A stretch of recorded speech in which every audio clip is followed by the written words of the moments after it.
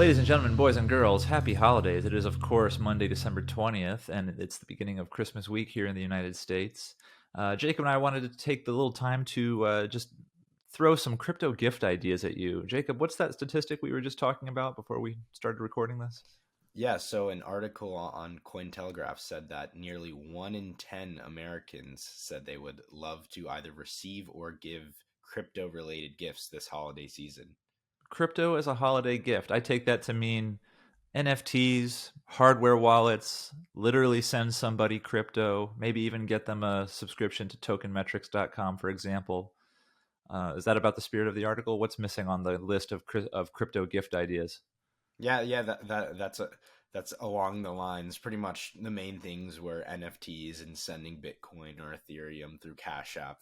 That was their go-to because I guess that's for the everyday person. Personally, I actually asked Santa this year for a Nano Ledger X because right now I have my holdings on Coinbase Wallet.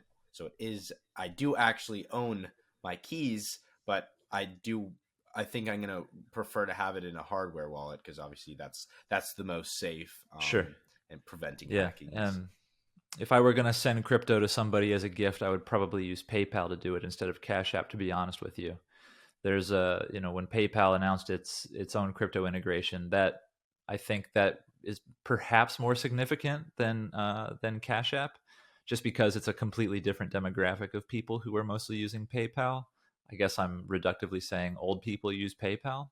So that's probably an interesting way to give people crypto, because they already can receive it. They probably just don't know that they can receive it and interact with it within a interface they already know.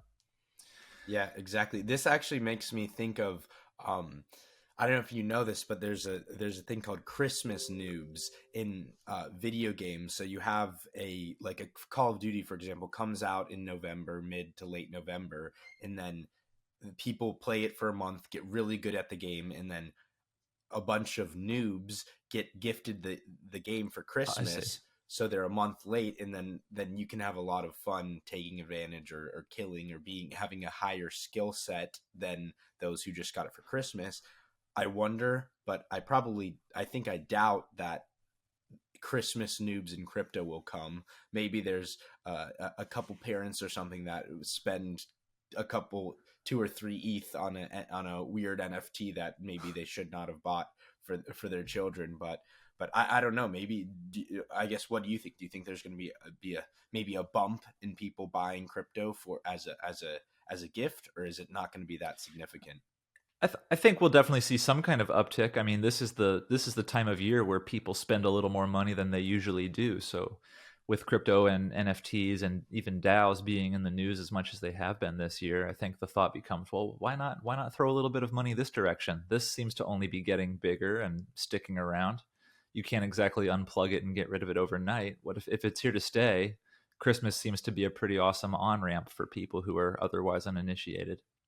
That is very true. At the same time, it's you have parents gifting their children, maybe young children, stock certificates, or I for Christmas Yes, and savings I'm gonna bonds buy and them an things like Apple this. I stock. definitely got Exactly. savings bonds from my grandma back in the day. Maybe Yeah, maybe exactly. crypto is a new it's this generation's savings bond perhaps. Yeah, I'm gonna buy them 1 ETH this for Christmas. Mhm. Not Mhm. that they'd be Yeah. super excited about it. As a 5-year-old, I'd probably want toys, cars, rather than some imaginary money that I can't wrap my head around even now, barely.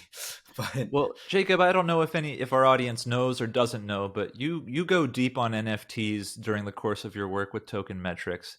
correct. And I guess my question for you is, if you could pick out an NFT for yourself this year as a gift, what kind of NFT would you like to receive as a gift? I would probably say Clone X. So that just dropped very recently. I was looking at them because I was on Nansen looking at smart money wallets, and there were so many smart money wallets into CloneX, and I'm like, what is this? I looked it up. It's a metaverse gaming. I think it's by RTRFK, and then the next day Nike had announced that they bought RTRFK for a metaverse kind of virtual clothing brand. And the price of these, they were mint vials, or what hold the Clone X people, was, when I looked at it, it was 2 ETH. Now it's about, last time I looked yesterday, it was 10 ETH.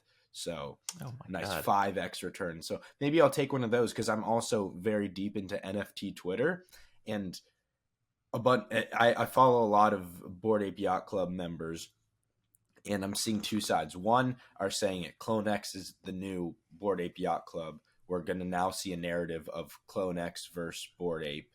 And then others are saying, no way, Bored Ape has beat all the other supposed Bored Ape Yacht Club killers, and it's lasted this far. So I guess we'll see. But yeah, that's what I would want to, because it's owned by Nike. It's a new narrative, and if it is supposedly the Bored Ape Yacht Club killer, then I'd love to be in it semi early. You're as you're talking about Bored Ape Yacht Club, you're reminding me of this amazing article that came out last week, because we're putting this up Monday the 20th. There's an amazing article in The Verge, with a beautiful, beautiful headline: "How to Sneak into a Bored Ape Yacht Club Party." And so, as you're talking about Bored Apes, you're reminding me of this story, Jacob, because one of the grand premises of NFTs, especially like Bored Ape, is that it gets you access to this club, access literally to parties. So if anybody's interested in a fun story that's actually kind of doesn't put Bored Ape Yacht Club in the most flattering light, you should check out this Verge story by Adrian Jackson, which was published on December 13th, How to Sneak into a Bored Ape Yacht Club Party. Theoretically, you should be gaining access to this party based on owning a Bored Ape NFT. But throughout the course of the story, only a mild spoiler alert here, throughout the course of the story, you learn, no, they were just looking for a yellow wristband that you had gotten from the night before.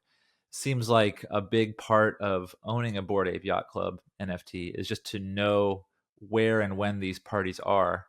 And then after that, if you want to get in, you can just engineer your way in once you know the destination and the time. Anyway, shout out to Adrian Jackson for some unlikely and very interesting reporting, finding a superhuman angle to what is mostly a tech story about NFTs.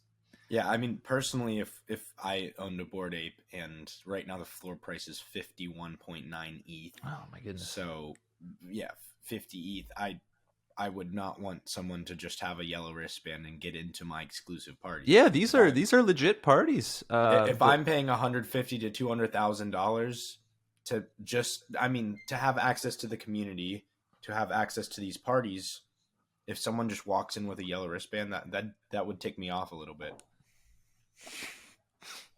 Well, yeah.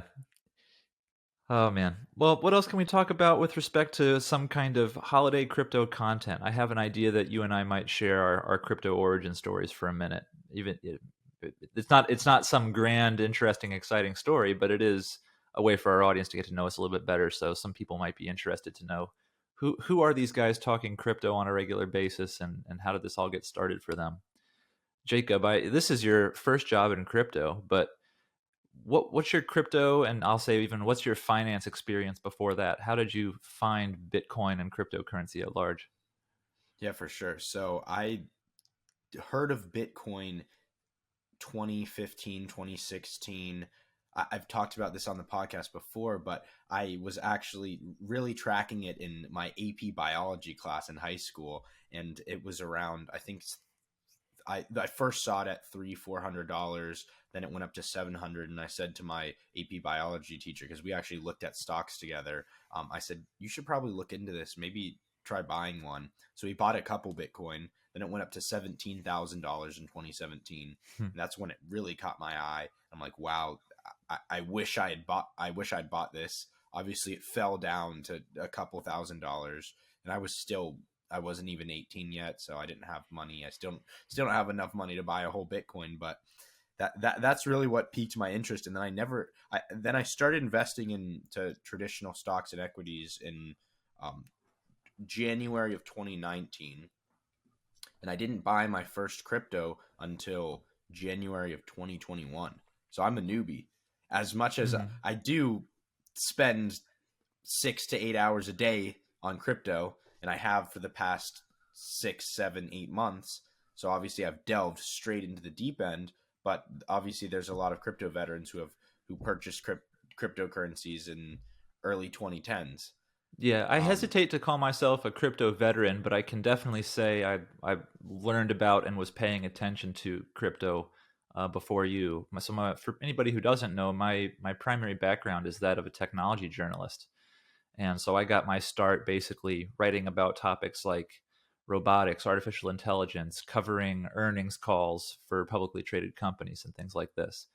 I wrote my first Bitcoin story in 2011, before Ethereum was even a thing. And it was through the lens of what is this new weird magic internet money? And little did I know that this was just the beginning of a gigantic rabbit hole opening up. So I continued covering technology at large, and crypto became a more and more interesting thing to write about.